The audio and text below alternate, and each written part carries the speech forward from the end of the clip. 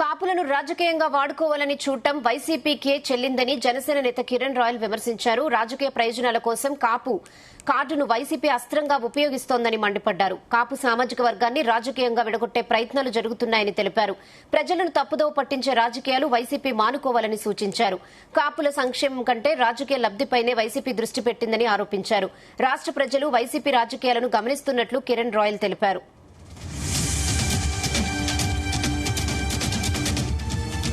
ఎవడైనా ఎవరితో లేచిపోయిందని కాపే కారణం, ఎవడెవడిని చంపేసినా కాపే కారణం, ఎవడెవడు పారిపోయినా కాపే కారణం.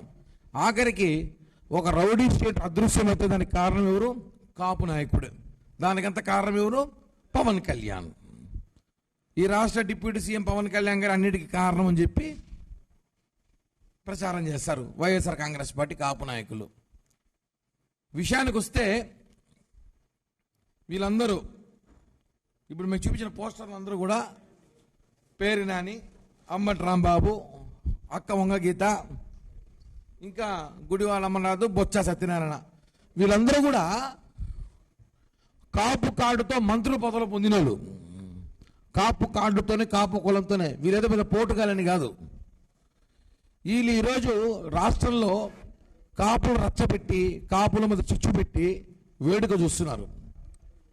ఒక విషయం అడుగుతున్నా, కాపుల మధ్య చిచ్చు పెట్టడానికి కారణం ఏంటి?